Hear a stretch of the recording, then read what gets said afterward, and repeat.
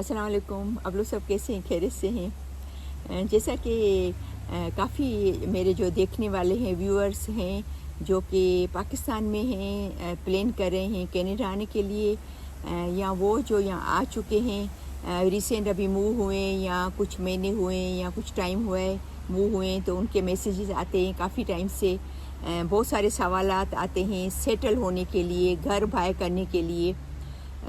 तो क्योंकि ये चीज़ें वो जवाब दे सकता है जिसकी स्पेशलिटी हो, जिसको आइडिया हो, जिसको नॉलेज हो उसके बारे में।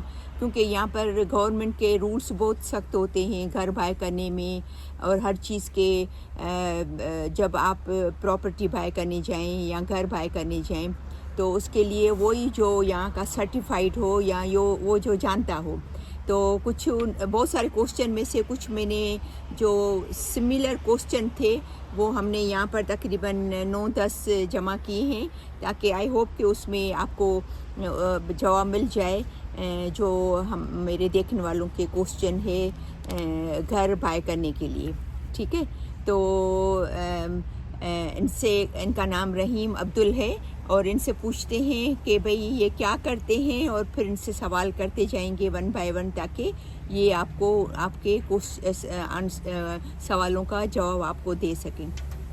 अस्सलाम वालेकुम। आप कैसे हैं? ठीक है। ठीक। पहले तो सबसे पहले तो आप अपना नाम के साथ मैंने बता भी दिया है, आप खुद अपने नाम अपना बताएं और ये बताएं कि आप क्या करते हैं, ताकि हमारे सामने को पता चले कि आप उनको किस तरीके से हेल्प कर सकते हैं, या जो आपके जवाब आते हैं वो किस तरीके से आप उनको सेटिस्फाई कर सकते हैं। जिस मेरा नाम रहीम अब्दुल है और मैं जो है रियल्टर हूँ एडमिंटन एल्बर्टा के अंदर मैक्सवेल के साथ। ओके, तो इसका मतलब है आप काफ़ी टाइम से यहाँ पर मैं मतलब रेसिडेंशियल रियल्टर हूँ, यानी कि बाय और सेल करने के लिए हेल्प करता हूँ। घर सेल करने के लिए भी, कि किसी को अगर बेचना हो घर और किसी को ख़रीदना हो, दोनों को आप हेल्प कर सकते हैं। ठीक है, थैंक यू।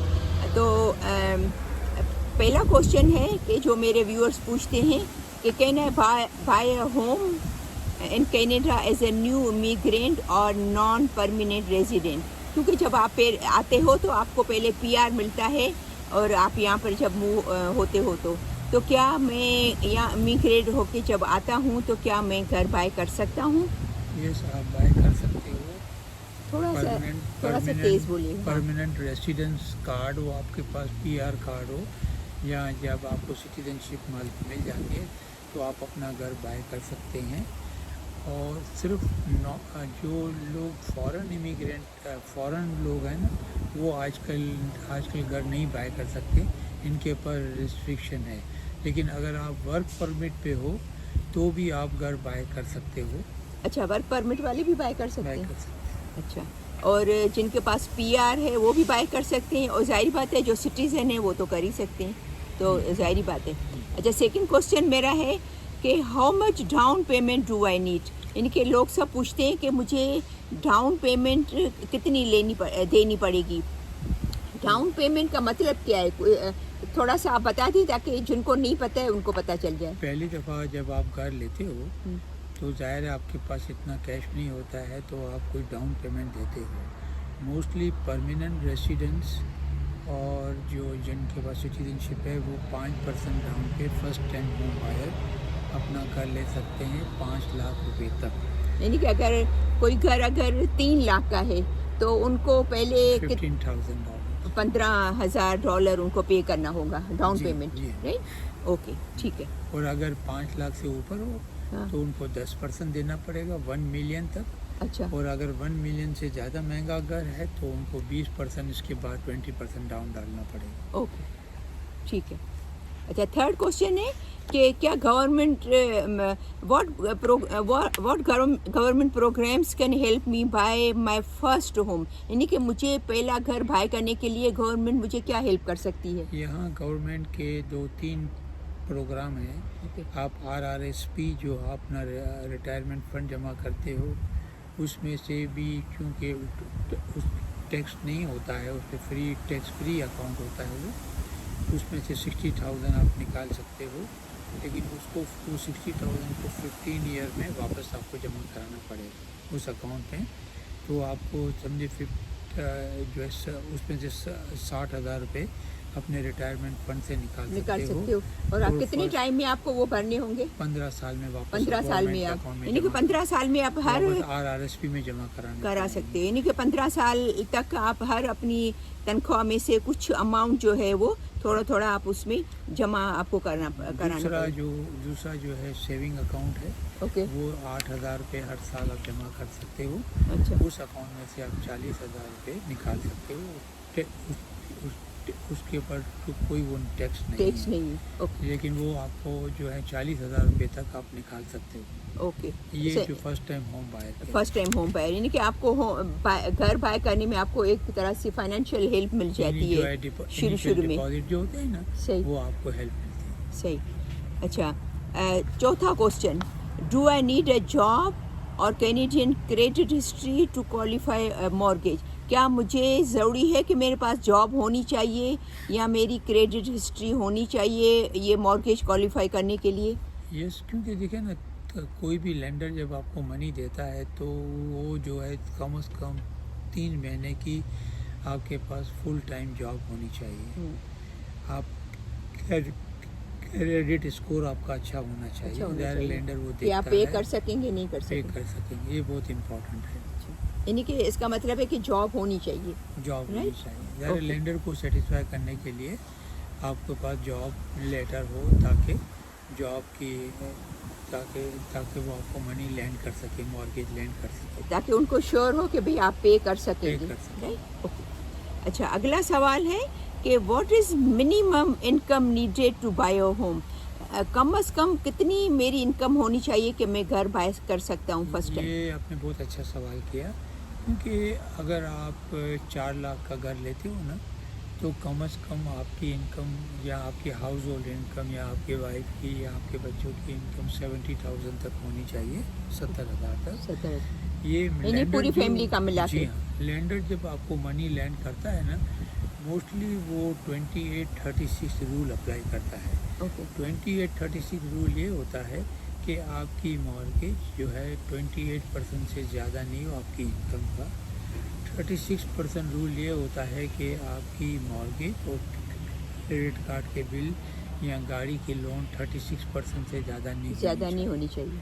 ओके, यहाँ पर मेरा ये क्वेश्चन मेरे जहन में आया है, ये मेरे देखने वालों को तो आइडिया शायद हो, पता नहीं होगा जहन में, लेकिन उनकी जो फर्स्ट टाइम होम बाय करते हैं, उनकी इनकम में वो पैसे शामिल होते हैं जो उनके बच्चों को गवर्नमेंट की तरफ से मिलते हैं? जी हाँ, बहुत अच्छा सवाल किया आपने। अब जैसे आपके 2 बच्चे हैं और जो भी 500 रुपये महीना है जो भी आपको मिलता है, वो 1000 रुपये भी आपकी इनकम काउंट होती है। अच्छा, यानी कि अगर किसी के 2 बच्चे हैं, किसी के 4 बच्चे हैं, तो मिसाल के तौर पर 4 बच्चों के अगर 3,000 मिल रहे हैं या जो भी अमाउंट मिल रहे हैं, जहाँ 2,000 मिल रहे हैं, तो वो भी आपकी इनकम में काउंट होता है। ठीक है, मॉर्गेज जो लेंडर होता है ना, वो आपकी इनकम काउंट करता है। अच्छा, अगला सवाल है, should I buy a home or rent first as a newcomer? क्या मैं, ये तो मेरे ख्याल में ये तो वही उस क्वेश्चन में आ गया ना। ये ऐसा है, हाँ, कि आप अपना घर सिर्फ करें या मतलब, सॉरी, खाली क्लियर कर लें क्वेश्चन कि क्या मुझे बाय करना चाहिए? अच्छा, क्वेश्चन वो है, शुड आई बाय, क्या मुझे घर बाय करना चाहिए या मुझे रेंट पे रहना चाहिए? ये भी क्वेश्चन करते हैं काफ़ी सारे लोग कि क्या मैं यहाँ पर जब आऊँ तो मैं घर बाय करूँ आके या मैं रेंट पे रहूँ पहले? देखिए ना, घर बाय करना ज़्यादा अच्छा है, क्योंकि सपोज करो आप 1 साल के लिए अब रेंट पे रहते हो और 2,000 रुपये महीना रेंट देते हो, तो आप जो आपका लैंडलॉर्ड है उसकी आप जो है ना मॉर्गेज पे कर रहे हो। अगर आप अपना खुद का घर लो तो यही आपके अपने अकाउंट में जमा हो जाएगी आपके पैसे, बिल्कुल। तो मेरा कोशिश करें कि आप अपना घर लें तो ज़्यादा अच्छा है। अगला सवाल है, what closing cost should I expect as a first time buyer?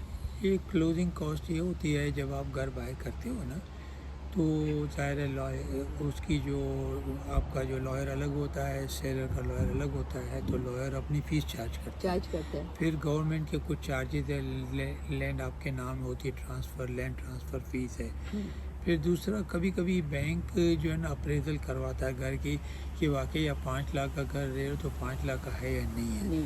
तो कभी कभार लैंडर खुद अपने देता है, वो 300 के करीब चार्जेस होते हैं, ओके। और कभी कभी आपको देना पड़ता है। तो तो ये क्लोजिंग कॉस्ट है, मूविंग कॉस्ट होती है, ज़्यादा मूव करते हुए एक घर से। अंदाजन रफ आइडिया है कितनी वो होती? तकरीबन 1% के करीब, 1 से 1.5% के करीब आपके घर की कॉस्ट होती है ना। ओके, 5 उसका लाख का 1%। 5 लाख का घर है तो 3-4 हज़ार, 5 हज़ार, 3-4 हज़ार डॉलर खर्चा आ सकता है। हो जाता है। हाँ, जब आप मूव करे होती मूव हैं। कर रहे होते हैं। ओके। अगला सवाल, can I get pre approval before buying a house? ये भी बहुत अच्छा सवाल है कि प्री अप्रूवल लेने से क्या फ़ायदा होता है कि जब आप किसी घर की ऑफ़र देते हो तो सेलर समझता है कि आप जेन्युइन बायर हो। ऐसा नहीं कि मेरा घर है, मैं आपके पास बेच रहा हूँ 5 लाख का, मैंने 5 लाख आपकी ऑफ़र एक्सेप्ट कर ली और फिर 10 दिन के बाद आपने बोला मेरी मॉर्गेज अप्रूव नहीं हुई, तो फिर मेरा घर दोबारा मार्केट में आ गया तो मेरे को बहुत ज़्यादा नुकसान होता है। तो जब आप यानी सेलर को प्री अप्रूवल लेते हो, मॉर्गेज का लेटर देते हो या बताते हो कि मेरी मॉर्गेज प्रू अप्रूवल है, तो सेलर भी जो है ना आपकी ऑफ़र को यानी एक्सेप्ट करने में जल्दी करता है।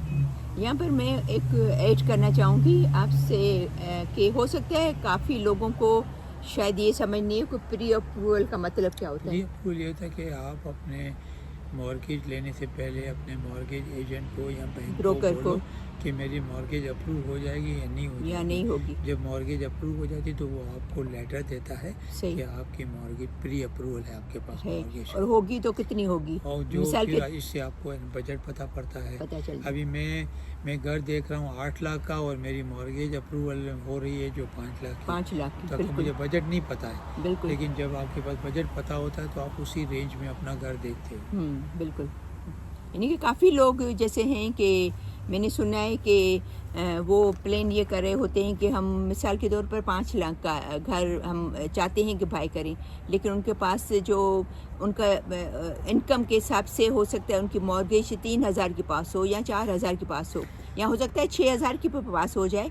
तो ये बेटर है कि पहले आप प्री अप्रूवल कर लें, उनके पास जाएं जो ब्रोकर होते हैं, उनसे कहें कि भाई मेरी इतनी इनकम है तो मैं कितने का घर बाय कर सकता हूँ, मुझे मेरी कितनी जो है वो अप्रूव हो सकती है मॉर्गेज। ये बात हुई ना, ठीक है। अच्छा, अभी अगला सवाल, what kind of home is best for first time buyers in Edmonton? ये वो देखिए ना, पहली बात है कि मेरे मशवरा एक एडवाइस है फर्स्ट टाइम होम बायर को और बल्कि सब बायर को कि जितनी आपकी चादर हो उसी हिसाब से काम करें। आपकी जितनी गुंजाइश हो उतनी, क्योंकि कभी कभार हस्बैंड वाइफ की जॉब होती है, घर तो आपने 6 लाख का ले लिया, आपकी मॉर्गेज अप्रूव हो गई, और अल्लाह ना करे अगर एक ही अगर खुदा ना खास्ता जॉब चली जाती है या कोई प्रॉब्लम आता है, तो जितनी आपकी रिक्वायरमेंट, फैमिली की रिक्वायरमेंट कितनी है, 4 बच्चे हैं, 2 बच्चे हैं, आपको कितने बेडरूम का घर चाहिए, कहाँ चाहिए, स्कूल कहाँ, कम्यूट सिस्टम कहाँ है, ये बहुत सारी चीज़ें इंपॉर्टेंट हैं, आपको उसी हिसाब से आप घर लें। यानी कि एज ए फर्स्ट टाइम जो मूव होना चाह रहे हैं, अभी आए नहीं हैं इंडिया से या पाकिस्तान से, तो जो मेरे देखने वाले ज़्यादातर हैं, तो वो कहते हैं कि हम जब बाय करें तो बाकी बेसिक चीज़ें क्या देखें, जैसे स्कूल वगैरह, स्कूल है, मॉस्क या मंदिर या जो भी। बच्चों के लिए स्कूल की रेटिंग बहुत इम्पोर्टेंट है, आपका जॉब कहाँ है, कम्यूट सिस्टम कितना है, आप मॉस्क जाते हो तो मॉस्क कितना दूर है, क्योंकि ये लाइफ का 25 साल का जो कमिटमेंट है, तो मेक श्योर करें कि ये चीज़ें बहुत इम्पोर्टेंट। Thank you. अभी last question, not the least, so how can a realtor help me as a first time newcomer buyer? यानी कि एक रियल्टर मुझे किस तरीके से हेल्प कर सकता है, मैं अगर फर्स्ट टाइम होम बाय करने वाला हूँ या वाली हूँ? रियल्टर जो है ना वो आपको ए से लेके जेड तक वो आपको गाइड करता है। जब आप किसी जगह घर देखना शुरू करते हो, मॉर्गेज अप्रूवल में आपको हेल्प करता है, होम इंस्पेक्शन करनी पड़ती है, फिर जब घर की चाबी मिलती है तो क्या चीज़ें आपको देखनी चाहिए। देखनी चाहिए। जब वो घर आपको दिखाने जाता है तो क्योंकि उसका एक्सपीरियंस होता है, वो घर की कंडीशन देख के या घर का जो है वो बाहर की सब चीज़ें देख के आपको बता देता है कि ये घर आप लें या नहीं लें। बाकी डिसीजन तो ज़ाहिर है बाहर का बाहर होता का ही है, होता है। लेकिन अच्छा रियल्टर आपको सही गाइड कर सही सकता गाइड है, कर सकते हैं। सही मशवरा देता है। और स्पेशली वो आपकी लैंग्वेज बोलता हो तो और भी ज़्यादा और अच्छा भी है ज़्यादा कि कन्वे आपको आसानी हो जाती है आसानी हो जाती है। अंडरस्टैंड करने में। मतलब इनका मतलब ये है कि अभी घर में खुदा न खासा कोई ऐसा डैमेज तो नहीं है, या कहीं से पानी तो नहीं लीक हो रहा है, या कोई ऐसी वो चीज़ तो ज़्यादातर चीज़ें होम इंस्पेक्टर बताता होम है, इंस्पेक्टर लेकिन बताता हमको है। भी बहुत सारे रियल्टर जो एक्सपीरियंस वाले हैं वो तो घर में जाते ही देख लेते हैं, देख समझ लेते जाते हैं। हैं कि इस घर में क्या प्रॉब्लम, बेसमेंट के अंदर फाउंडेशन में कोई प्रॉब्लम तो नज़र नहीं आ रहा। 90% तो हम लोग जो रियल्टर होते हैं, एक्सपीरियंस वाले होते हैं, वो आपको गाइड कर लेते हैं कि देखिए ये मुझे थोड़ा शख्स लग रहा है, इसमें ये प्रॉब्लम नज़र आ रहा है। कभी ऐसा हुआ है आपके साथ एक्सपीरियंस कि आपने इंस्पेक्शन के पहले ही आपने अपने बायर को बोल दिया है कि भाई ये घर सही नहीं है? बहुत बहुत दफ़ा? ज़्यादा अच्छा। हम तो स्पेशली जो ऊपर फ्लोर पे वॉशरूम होता है तो नीचे जो उसकी जो रूफ़ होती है हमको नज़र आ जाता है, निशान नज़र आ जाता है।